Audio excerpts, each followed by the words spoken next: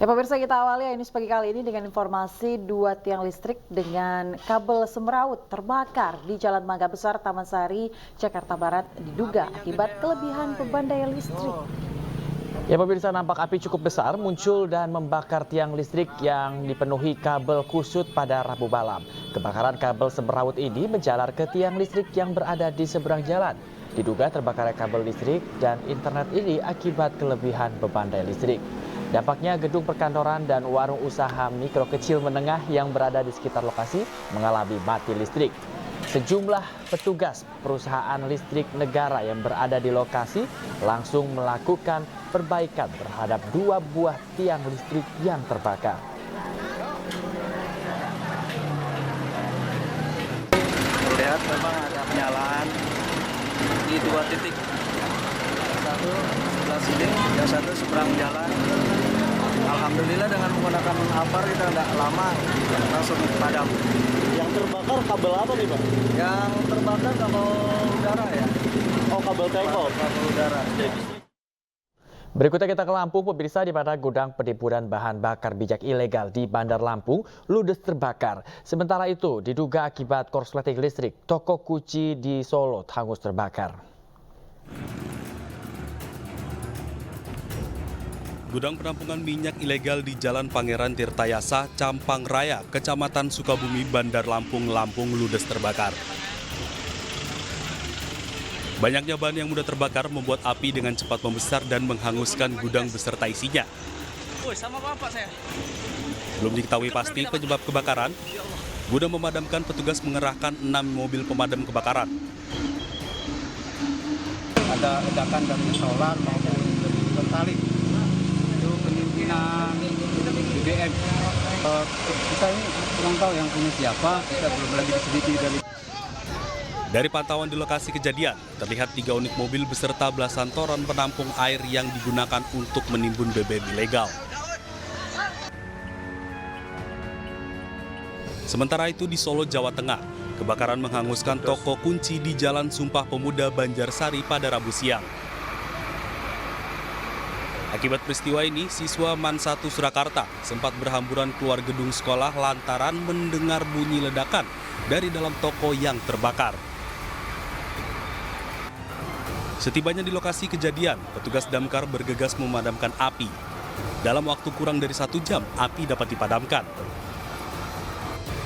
Dugaan sementara, kebakaran disebabkan akibat korsleting listrik. Belum diketahui total kerugian akibat peristiwa ini. Dari tim liputan iNews, melaporkan. Pemirsa, akibat hujan deras selama 3 jam lebih, sejumlah akses jalan perumahan warga Cikande, Permai, Serang, Banten terendam banjir. Sementara banjir menyebabkan sejumlah pelaku UMKM tak bisa menjajakan dagangannya di Jalan Manyar, Kalideres, Jakarta.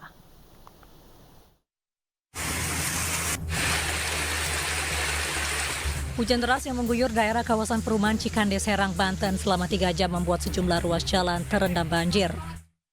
Meskipun belum sampai masuk ke dalam rumah warga, namun banjir cukup mengganggu aktivitas karena ketinggian air yang menggenangi jalan mencapai 50 cm. Meski ketinggian air cukup tinggi, namun banyak pengendara nekat melintasi banjir sehingga sejumlah kendaraan mogok. Selain itu, sejumlah toko juga terkena banjir sehingga barang-barang terendam. Airnya kemana masuk, Pak? Saya kalau gede sampai masuk ke rumah. Terganggu nggak, Pak? Nah, lumayan. Motor semua jadi aktivitas. Basah ya? Harapannya, Pak? Musibah banjir juga melanda permukiman warga di Jalan Manyar, Kalideres, Jakarta. Sejumlah warga berjalan di atas banjir demi beraktivitas. Banjir setinggi 40 cm akibat hujan dan luapan air kali Semongol. Meski masih bisa dilalui oleh kendaraan, namun warga dan pelaku UMKM mengeluh. Warga berharap permukiman mereka tak lagi menjadi langganan banjir. Tim Liputan iNews melaporkan. Ratusan pengemudi taksi online berunjuk rasa menuntut pihak aplikator segera melaksanakan keputusan bersama terkait tarif taksi online yang disepakati 28 Februari 2023. Masa mengancam akan menggelar aksi serupa jika pihak aplikator tidak segera melaksanakan keputusan bersama tersebut.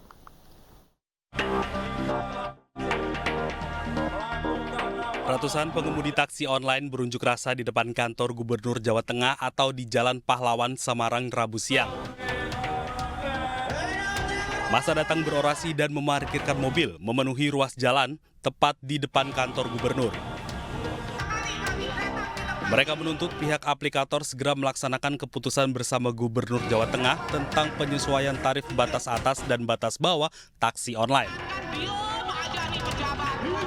Dalam keputusan bersama pihak aplikator, regulator dengan mitra disepakati tarif minimal sebesar 3.900 per kilometer dan tarif batas atas 6.500, tarif minimal yang diterima driver per 3 kilometer 12.600.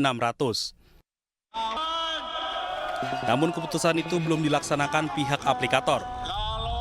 Tarif minimal yang sudah ditetapkan dan sudah ditandatangani oleh Pak Gubernur itu 3.900 per kilometer, tarif batas atasnya 6.500, tarif minimal yang diterima driver per 3 kilometer 12.600. Itu saja hanya tuntutan kita segera direalisasikan oleh para aplikator yang ada di Semarang.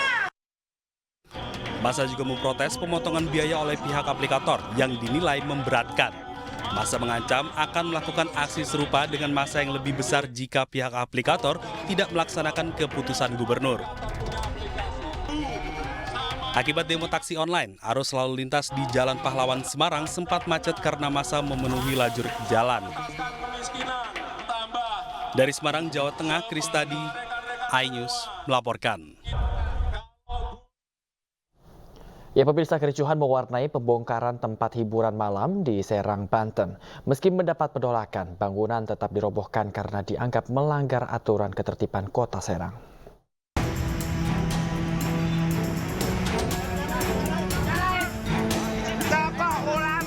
Pembongkaran tempat hiburan malam di Serang, Banten ricuh. Kuasa hukum dari orang yang mengeklaim pemilik bangunan tempat hiburan malam menolak pembongkaran. Pihak kuasa hukum menghalang-halangi alat berat yang ingin merobohkan bangunan tempat hiburan malam.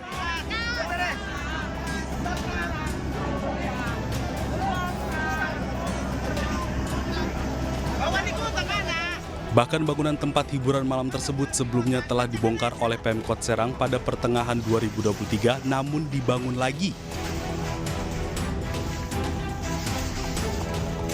Kalaupun ada lagi yang ini informasi dari masyarakat, akan kami tindak juga semuanya. Ya. Kalau jadi, untuk tanah negara Pak, sudah sejauh kalau mana Pak? urusan tanah negara, biarin aparat penegak hukum yang menjas langsung ya. Itu aja. Pihak kuasa hukum yang menolak pembongkaran mengklaim pihaknya memiliki bukti kepemilikan lahan berupa surat hak milik. Namun ketika dipertegas, pihak kuasa hukum tidak menunjukkan bukti SHM atas lahan klien mereka. Ada fotokopi sertifikat di sini. Sertifikat. Tetapi begini, kami juga pengen kerja sama kita karena ini bicara negara ini. Sertifikat apa itu Pak? SHM. SHM punya? Fotokopi yang kita baru terima. Ya kasih aja boleh nanti kita ambil. Meski demikian, pembongkaran bangunan tetap dilakukan karena bangunan melanggar peraturan daerah Kota Serang. Dari Serang, Banten, Mahesa Apriandi, iNews melaporkan. Pemirsa, demi membayar utang dan beli handphone baru, seorang perempuan muda di Kabupaten Indragiri, Hulu Riau, tega merampok dan menganiaya neneknya sendiri. Pelaku merupakan cucu korban dan berhasil membawa kabur perhiasan emas seberat 10 mayam.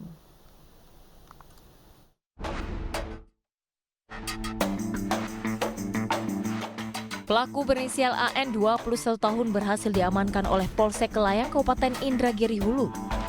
Dari hasil pemeriksaan, pelaku nekat mengambil perhiasan emas milik neneknya lantaran terdesak untuk bayar utang dan membeli handphone baru. Peristiwa perampokan dan penganiayaan bermula saat pelaku berada di rumah neneknya SN 73 tahun. Lalu pelaku menganiaya korban menggunakan besi dan mengambil perhiasan emas. Tak lama setelah kejadian, polisi berhasil menangkap pelaku yang tak lain cucu korban sendiri. Kemudian pelapor bertanya kepada korban, apa barang-barang miliknya yang hilang. Kemudian korban membilangkan bahwa pelaku berhasil mengambil gelang emas korban yang dipakai saat tidur dengan berat lebih kurang 10 mayam dan kalung emas korban yang dipakai korban saat tidur. Adapun pelaku berinisial AN alias Alpi binti Pendra dan hubungan pelaku dengan korban. Hubungan pelaku dengan korban adalah korban merupakan nenek kandung pelaku dari sebelah bapaknya. Untuk mempertanggungjawabkan perbuatannya, pelaku ditahan di Polsek Layang. Atas perbuatannya, pelaku terancam hukuman 5 tahun penjara. Kita ke informasi lainnya pemirsa, kasus dugaan pembunuhan Dante, anak artis Tamara Syasmara, ini memasuki babak baru. Polisi menggelar rekonstruksi kasus di Mapolda Metro Jaya dan lokasi kejadian kolam renang dengan total 49 adegan.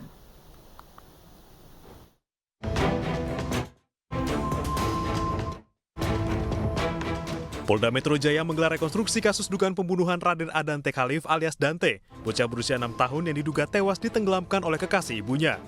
Rekonstruksi terdiri atas 49 adegan dimulai pada pukul 10.30 Rabu pagi di Ditreskrimum Polda Metro Jaya. Adegan yang diperagakan di lokasi ini yaitu adegan nomor 2 hingga 12. Rekonstruksi dihadiri tersangka YA dan ibu korban, artis Tamara Syasmara.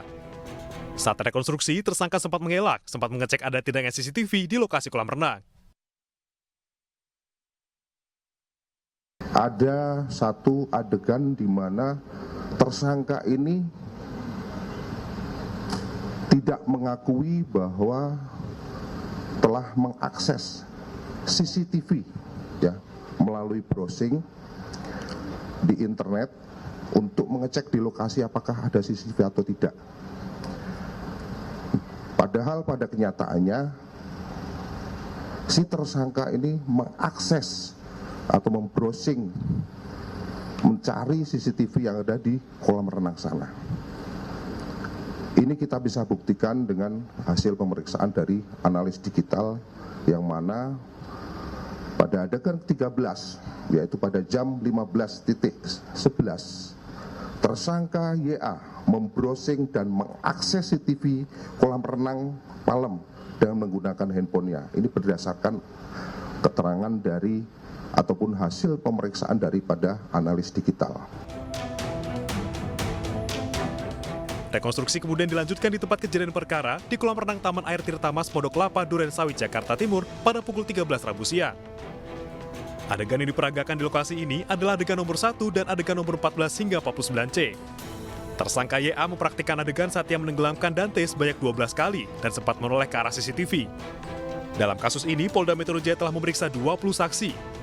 Sementara tersangka terancam pasal berlapis tentang perlindungan anak, pembunuhan, dan kelalaian yang menyebabkan kematian. Anda kembali di iNews Pagi, pemirsa, ratusan warga rela antri sembako murah di tengah guyuran hujan. Sembako murah seharga Rp100.000 per paket tersebut ini diberikan pemerintah Provinsi DKI Jakarta di kantor Kelurahan Duri Pulo Gambir, Jakarta.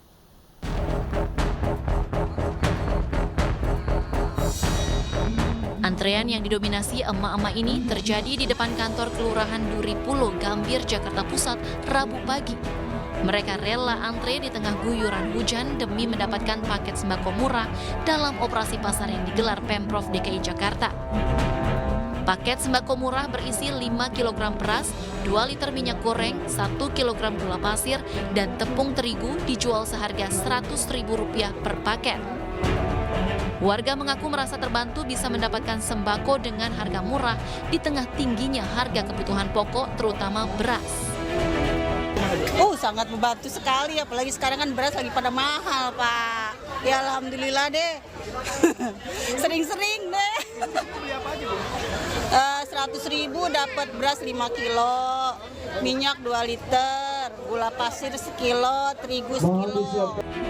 Penjabat Gubernur DKI Jakarta, Heru Budi Hartono, yang ikut memantau pelaksanaan sembako murah menyebut, selain bentuk kepedulian Pemprov DKI kepada masyarakat, di tengah tingginya harganya bahan pokok di pasaran, operasi pasar juga untuk menstabilkan harga kebutuhan pokok di pasaran jelang Ramadan. Kepedulian pemerintah Provinsi DKI Jakarta bersama seluruh stakeholder yang ada di Jakarta agar bisa menstabilkan harga. Berikutnya memasuki bulan puasa, bulan Ramadan yang setiap tahunnya kebiasaan harga sedikit naik. Ini kita bisa membantu Pemda untuk masyarakat bisa mendapatkan sembako murah. Warga berharap operasi pasar murah dapat terus digelar mengingat harga bahan pangan yang terus meroket. Dari Jakarta, Rani Sanjaya, iNews melaporkan. Ya, bantuan beras gratis jadi penopang warga saat harga beras terus melambung tinggi. Di Cilacap, Jawa Tengah, warga rela antri berdesakan untuk mendapatkan 10 kg beras gratis dari pemerintah.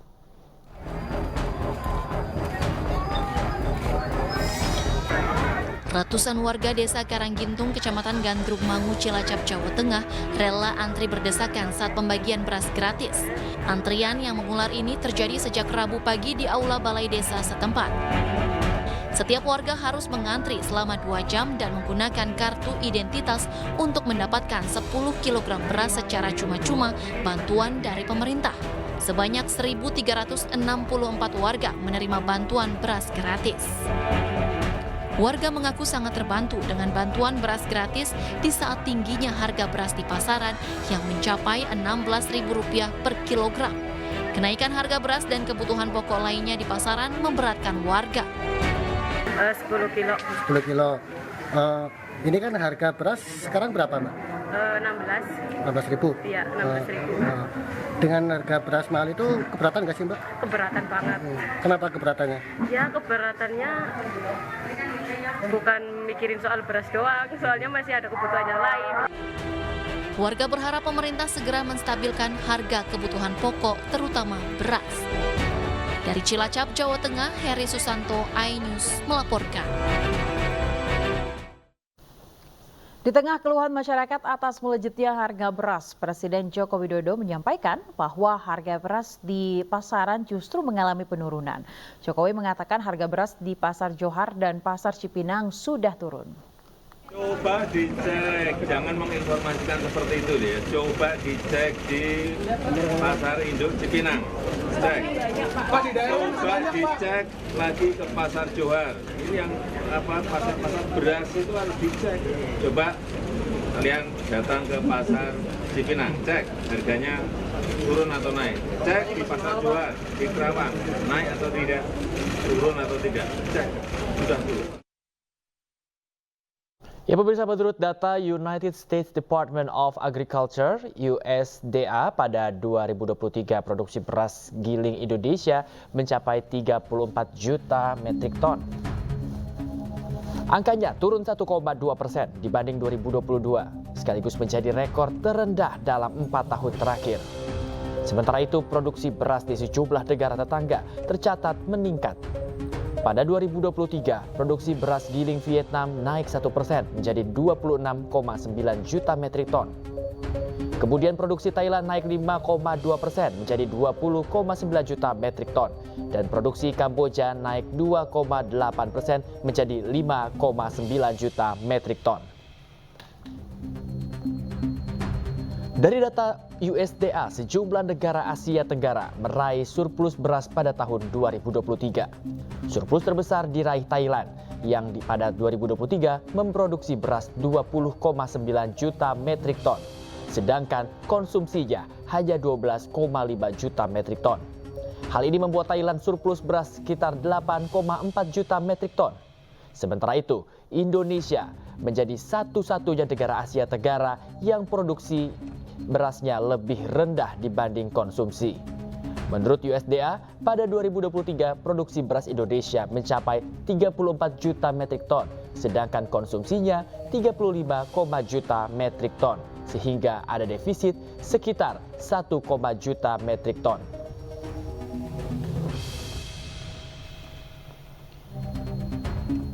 Karena mengalami defisit, Indonesia tahun 2023 terpaksa mengimpor beras giling sebanyak 3,5 juta metrik ton.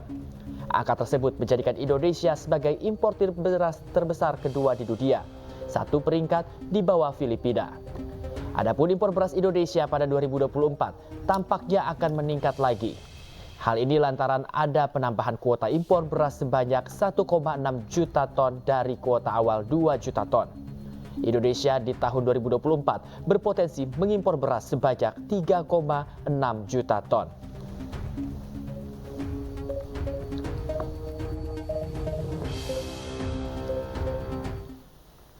Sementara itu pemirsa, menjelang bulan suci Ramadan 2024, harga telur tembus Rp32.000 per kilogram. Diketahui hal ini disebabkan kenaikan harga pakan ayam.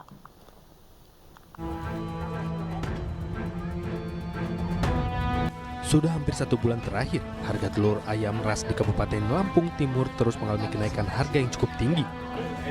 Saat ini pedagang eceran menjualnya dengan harga Rp32.000 per kilogram kepada konsumen. Lantaran terjadi kenaikan dari agen yang mencapai Rp28.500 hingga Rp29.000 per kilogram. Katanya itu makanannya aja mahal, jagung mahal, centret mahal, terus ini mau puasa. Selain harga telur yang semakin meroket, di Kabupaten Lampung Timur juga terjadi kenaikan harga beras, yakni seharga Rp16.000 per kilo dari Rp14.000 untuk beras kualitas asalan dan seharga Rp17.000 untuk beras dengan kualitas medium dari sebelumnya seharga Rp15.000. Dari Lampung Timur, Lampung Tinus Tristanto, iNews melaporkan. Pemirsa, terima kasih Anda masih bersama kami di Ajus Pagi bersama saya Bayu Pradana dan rekan saya Ayah Dufus. Pemirsa, kita ke informasi lainnya di mana aksi unjuk rasa menuntut keadilan ditegakkan digelar mahasiswa dengan menggeruduk gedung Komisi Yudisial di Jalan Keramat Raya, Senen, Jakarta Pusat. Ya pemirsa, aksi ini merupakan bentuk kepedulian mahasiswa atas masih tumpulnya hukum di Indonesia. Satu hal yang paling disoroti pengunjuk rasa adalah divonis bebasnya Direktur PT Sultan Rafli Mandiri Muhammad Palmar Lubis oleh Hakim Pengadilan Negeri Ketapang, Kalimantan Barat. Padahal Palmar merupakan terdakwa atas perkara pertambangan emas di luar kawasan izin usaha pertambangan. Massa menuding adanya kejanggalan dalam vonis tersebut. Untuk itu massa mendesak Komisi Yudisial segera memanggil dan melakukan pemeriksaan terhadap Ketua Majelis Hakim PN Ketapang dan 2 hakim anggota. Selain Komisi Yudisial, massa juga menggelar aksi di depan gedung Mahkamah Agung. Pengunjuk rasa mengancam akan kembali mendatangi KY dan MA dengan jumlah massa yang lebih besar lagi hingga tuntutan mereka dipenuhi. Gerakan ini yang kami bangun dari Gerakan Mahasiswa Indonesia untuk bagaimana mendesak Mahkamah Komisi Yudisial untuk bagaimana mereview kembali setiap kinerja daripada lembaga penegakan hukum, dalam hal ini pengadilan yang ada di negara Republik Indonesia. Untuk hal itu agar konsisten dalam setiap melakukan penanganan serta proses dalam ranah peradilan, yang kemudian ada pihak-pihak yang tidak dirugikan atas keputusan yang dikeluarkan oleh Komisi Yudisial ataupun lembaga ataupun pengadilan yang. Sidang perdana ex-Menteri Pertanian Syahrul Yassin Limpo digelar di Pengadilan Tipikor Jakarta. Dalam pembacaan surat dakwaan, terdakwa Syahrul didakwa memeras Rp44,5 miliar untuk kepentingan pribadi dan keluarga.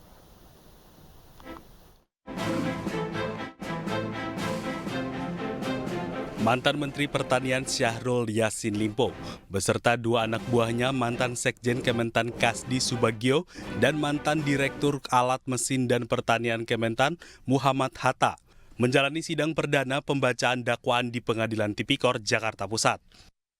Dalam pembacaan surat dakwaan, jaksa penuntut umum menyebut ketiga terdakwa bersama-sama melakukan pemerasan pada pejabat eselon 1 beserta jajaran Kementan RI. Syahrul menggunakan uang haram yang diterimanya untuk keperluan pribadinya, diantaranya keperluan umroh ke luar negeri dan membeli kado undangan. Intinya saya akan ikuti semua proses hukum. Dan kalau memang ini menjadi sesuatu secara hukum, saya siap menerima apa yang ada.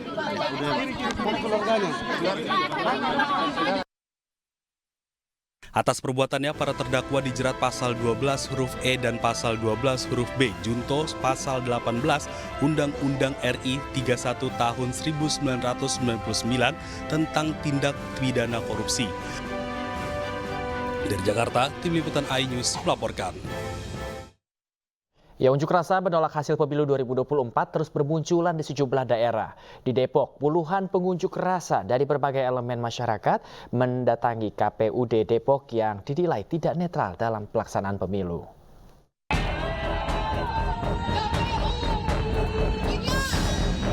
Dengan berjalan kaki, puluhan pengunjuk rasa dari berbagai elemen masyarakat ini mendatangi kantor KPU Depok di Jalan Margonda Raya, Kota Depok, Jawa Barat. Massa membawa spanduk dan poster yang menolak hasil pemilu 2024 lantaran banyak kecurangan. Unjuk rasa ini digelar lantaran KPUD Kota Depok dinilai tidak netral dalam pelaksanaan pemilu.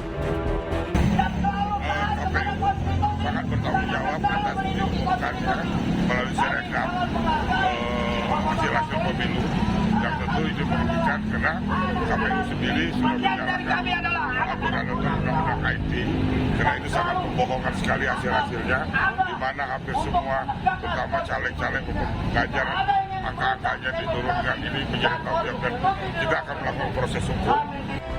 Akibat dari aksi unjuk rasa ini sempat membuat ruas Jalan Margonda arah ke Jakarta mengalami kemacetan.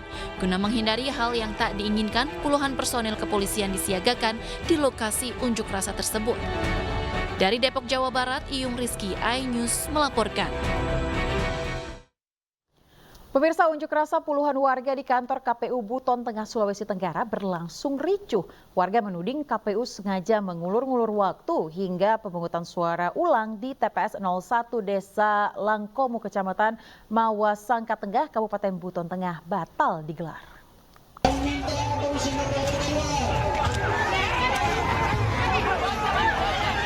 Aksi unjuk rasa di depan kantor KPU Buton Tengah, Sulawesi Tenggara berlangsung ricuh.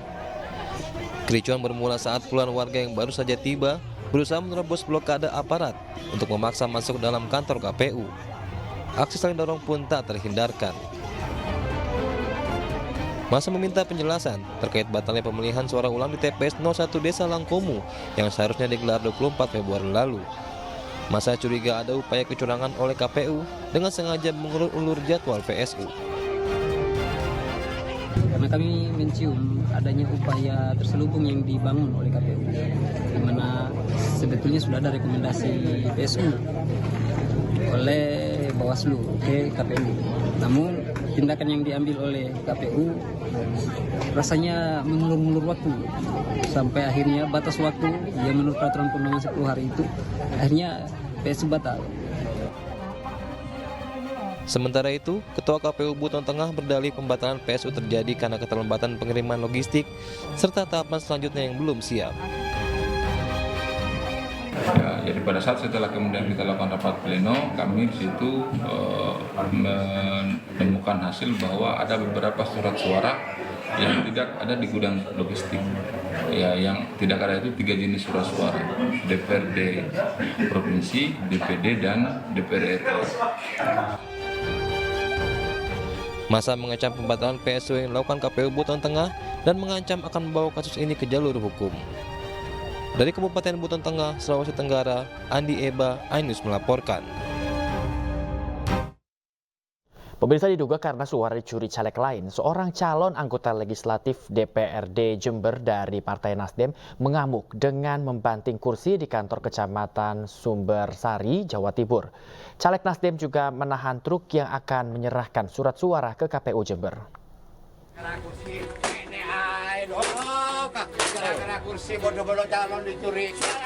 Seorang calon anggota legislatif dari Partai Nasdem emosi hingga membanting kursi di Kecamatan Sumbersari, Jember, Jawa Timur.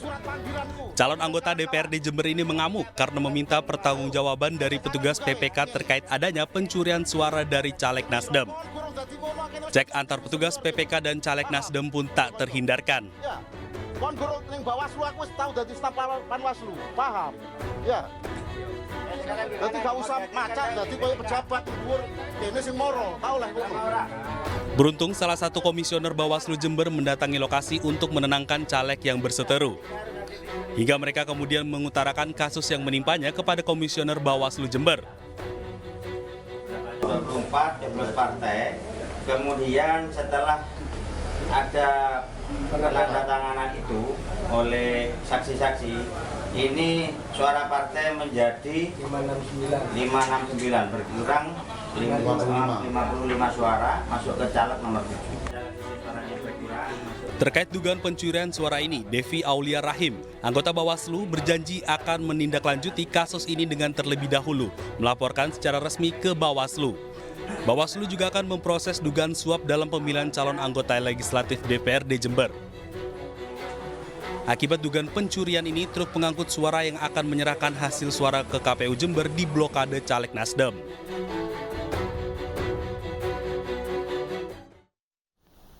Ya, pemirsa, Komisi Pemilihan Umum menggelar rapat pleno terbuka hasil penghitungan perolehan suara tingkat nasional serta penetapan hasil pemilu serentak tahun 2024.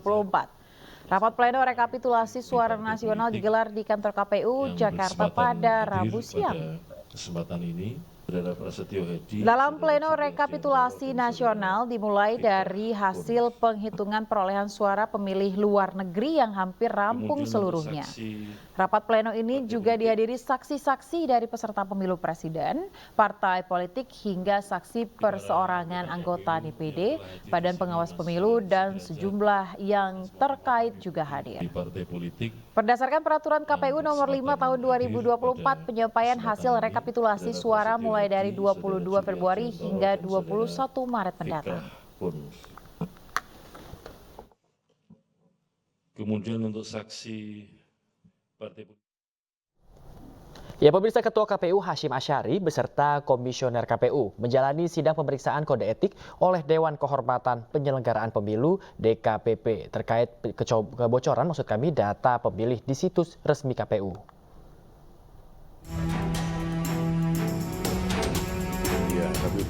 Ketua Komisi Pemilihan Umum Hashim Asyari dan seluruh anggota KPU menjalani sidang pemeriksaan kode etik di kantor Dewan Kehormatan Penyelenggara Pemilu.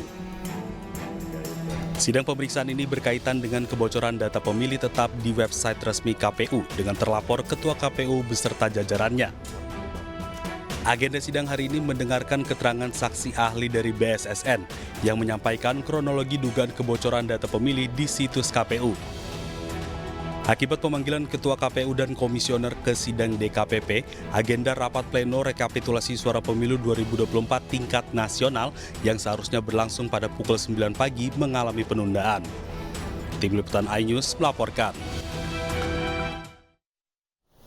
Sementara itu, pemirsa, Komisi Pemilihan Umum kembali mengakui kesalahannya dalam proses rekapitulasi suara pemilu 2024 melalui aplikasi Sirekap. KPU mengaku telah mengoreksi anomali perolehan suara di 154.541 TPS.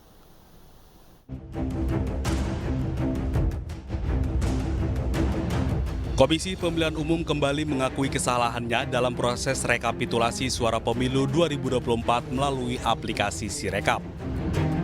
Setelah beberapa waktu lalu KPU mengakui Sirekap bermasalah dan meminta maaf atas sengkarut Sirekap. Kini KPU mengaku telah mengoreksi anomali perolehan suara di 154.541 TPS. Data anomali itu saya kira teman-teman sudah paham ya, bahwa hasil unggah foto form C hasil itu yang di-scan, lalu kemudian hasil pembacaannya anomali, dan kemudian kami lakukan koreksi secara bertahap mulai 15 Februari sampai dengan hari ini. Jumlahnya adalah sebagai berikut.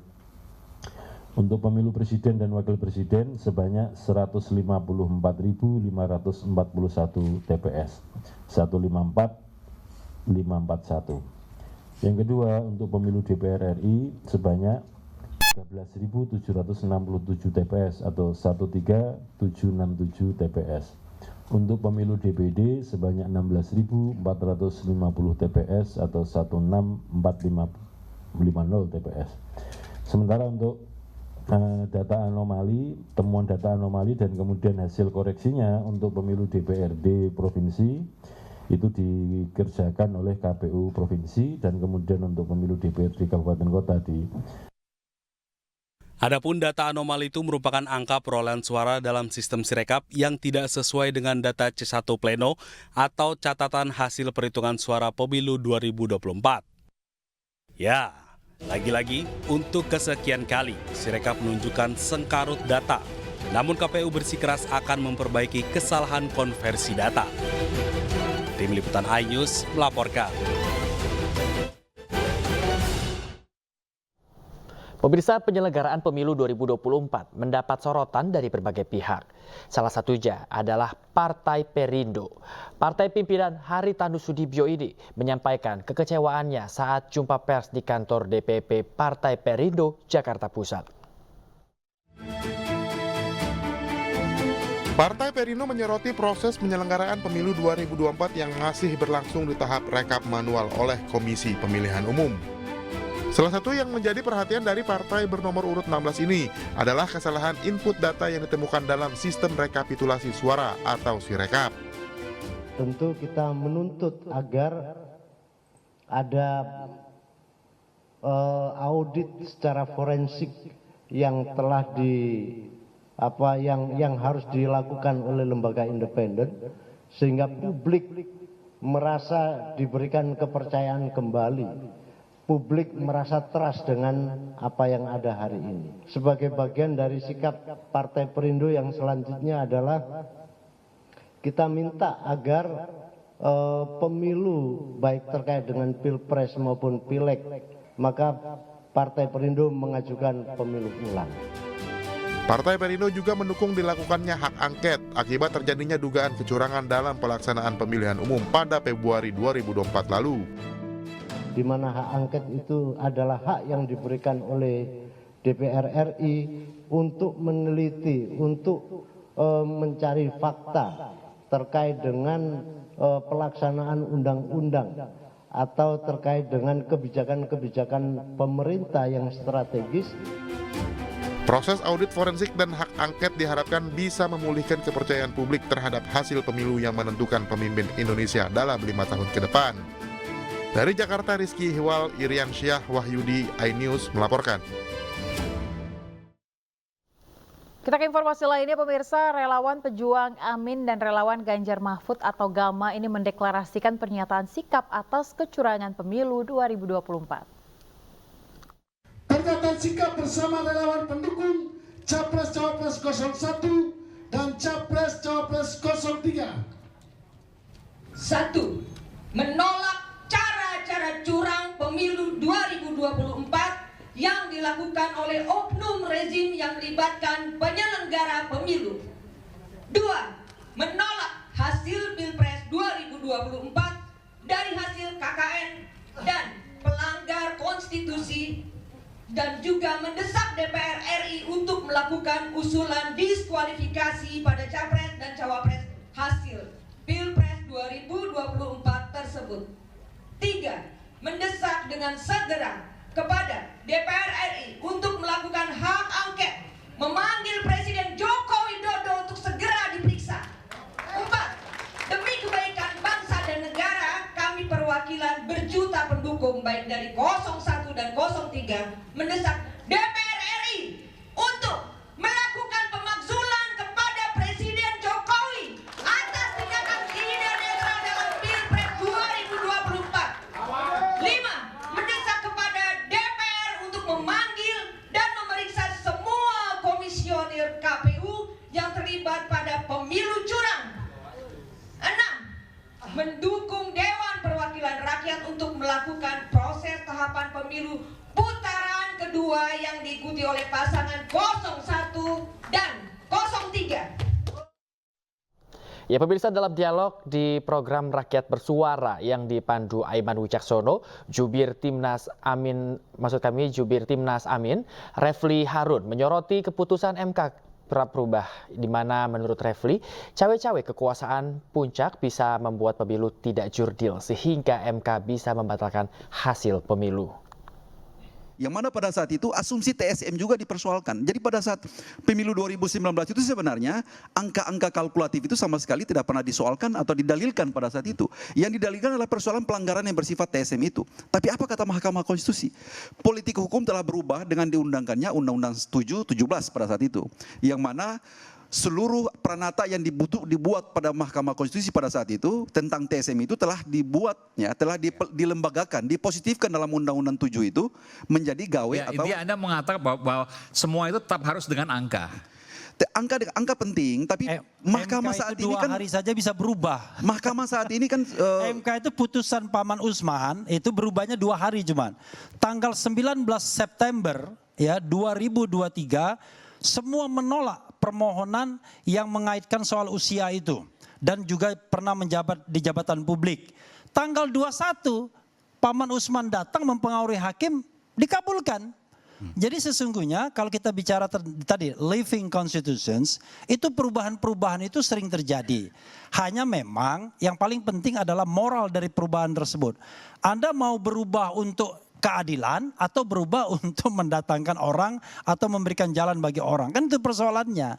Tetapi sekali lagi kalau hakim mengatakan dia tidak berhak lagi untuk menguji konstitusionalitas sebuah pilpres atau pemilu, maka dia tidak usah menjadi hakim konstitusi karena dia menghilangkan hakikat Mahkamah Konstitusi sebagai the guardian of the constitution. Dan itu hakikat Mahkamah Konstitusi di seluruh dunia ini. Jadi misalnya Mahkamah Konstitusi Thailand, Georgia pernah membatalkan hasil pemilu, itu bukan karena suara, tapi karena cawe-cawe intervensi kekuasaan puncak pada pemilu itu yang dianggap bahwa excessive power itu sudah mempengaruhi pemilu sehingga pemilu tidak bisa berlangsung secara jujur dan adil atau konstitusional. Batal semuanya.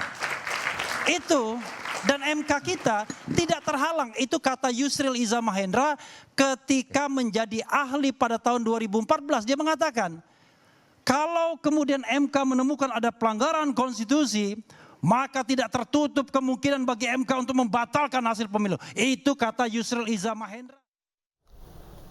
Ya pemirsa, Presiden Joko Widodo membantah sidang kabinet di Istana Negara Senin lalu ini membahas program makan siang gratis Prabowo Gibran. Beda halnya dengan pengakuan Menteri Investasi Bahlil Lahadalia dan Menko Perekonomian Erlangga Hartarto yang menerangkan program makan gratis masuk dalam APBN 2025. Telah kita jalani selama 10 tahun terakhir harus terus berlanjut.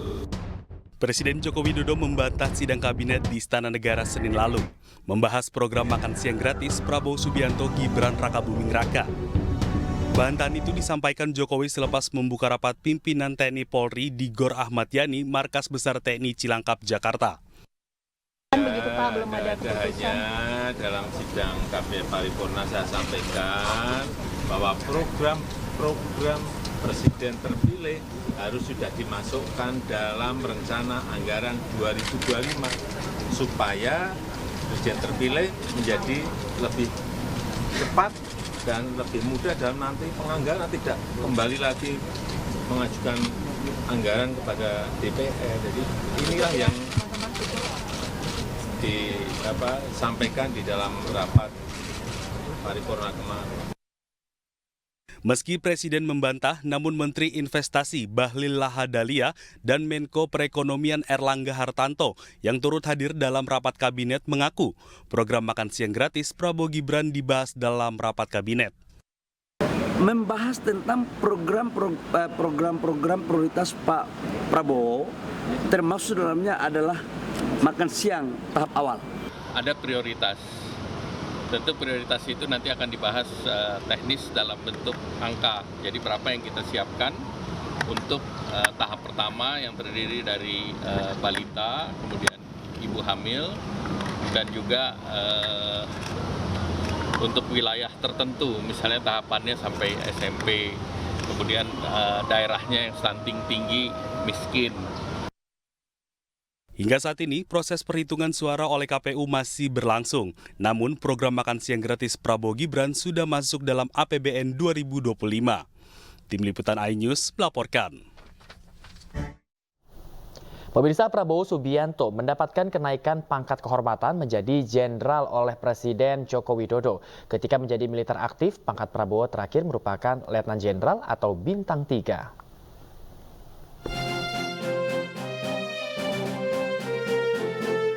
Dihadiri sejumlah menteri dan perwakilan DPR, penyematan jenderal kehormatan kepada Prabowo Subianto dilaksanakan di Markas Besar TNI di Cilangkap, Jakarta. Pemberian Jenderal Bintang Kehormatan berdasarkan dedikasi dan kontribusi Prabowo selama di dunia militer dan pertahanan. Implikasi dari penerimaan anugerah bintang tersebut ini sesuai dengan Undang-Undang Nomor 20 Tahun 2029. Kemudian Panglima TNI mengusulkan agar Pak Prabowo diberikan pengangkatan dan kenaikan pangkat secara istimewa. Jadi semuanya memang berangkat dari bawah. Berdasarkan usulan Panglima TNI, saya menyetujui untuk memberikan kenaikan pangkat secara istimewa berupa Jenderal TNI Kehormatan. Sebelumnya, Prabowo yang merupakan mantan Komandan Jenderal Kopassus dan Panglima Kostrad tersebut berpangkat Bintang 3. Tim Liputan iNews melaporkan. Pemirsa, Wakil Presiden Ma'ruf Amin menghadiri dialog lintas agama yang digelar di Universitas Victoria Wellington, Selandia Baru. Dalam pemaparannya, Wapres menyatakan Indonesia dan Selandia Baru mempunyai kesamaan terkait tingginya penghormatan terhadap keragaman termasuk perbedaan agama.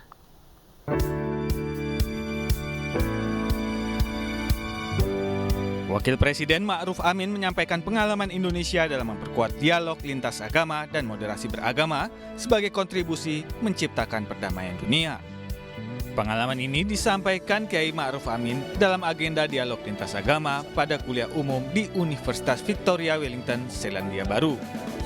Kuliah umum ini dihadiri sekitar 100 mahasiswa dan sivitas akademika Universitas Victoria Wellington.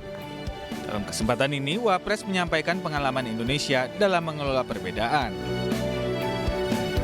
Bagi masyarakat kedua negara kita, keragaman tidak dipandang sebagai kelemahan, tetapi justru sebagai kekuatan. Keragaman bukan untuk dihilangkan, tapi justru untuk dirayakan. Di Indonesia kami memiliki semboyan Bhinneka Tunggal Ika yang berarti berbeda-beda tapi tetap satu.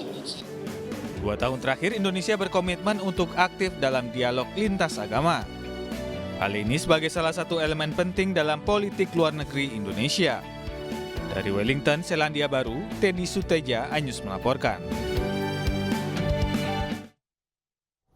Pemirsa, Badan Perlindungan Pekerja Migran Indonesia BP2MI melantik 231 aparatur sipil negara dengan status pegawai pemerintah dengan perjanjian kerja atau P3K.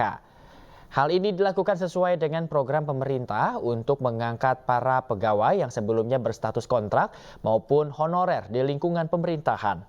Di tahun 2023, ada 100 orang yang mendapat kesempatan dilantik menjadi P3K. Sementara di tahun 2024, tercatat ada 231 pekerja kontrak dan honorer di lingkungan BP2MI yang dilantik sebagai ASN. Terdapat 37 formasi umum dan 194 formasi khusus. P3K formasi khusus berasal dari 20 unit BP2MI dan 16 dari unit kerja pusat. Kepala BP2MI meminta para P3K di lembaganya bekerja cepat dalam merespon beragam masalah terkait pekerja migran Indonesia. Dari jabatan fungsional di lingkungan BP. Dan alhamdulillah ini penantian panjang, kemudian lahir kebijakan pemerintah, PNPR, kemudian juga diangkat statusnya menjadi P3K. Hampir sama dengan PNS sebetulnya, bedanya kan hanya tidak mendapatkan pensiun. Nah, ini kebijakan yang sangat progresif ya, bagaimana pemerintah menangkap dan memberikan empati kepada orang-orang yang selama ini mengabdikan diri pada bangsa negara, tidak dengan otomatis memberhentikan mereka, tapi mengangkat status mereka. Ini penantian panjang. Pemirsa, sebuah gerai ayam goreng yang saat ini sedang digemari masyarakat ini membuka gerai barunya di daerah Pondok Aren, Tangerang Selatan. Beragam program menarik mewarnai pembukaan gerai waralaba asli tanah air yang sudah hadir lebih dari 12 tahun.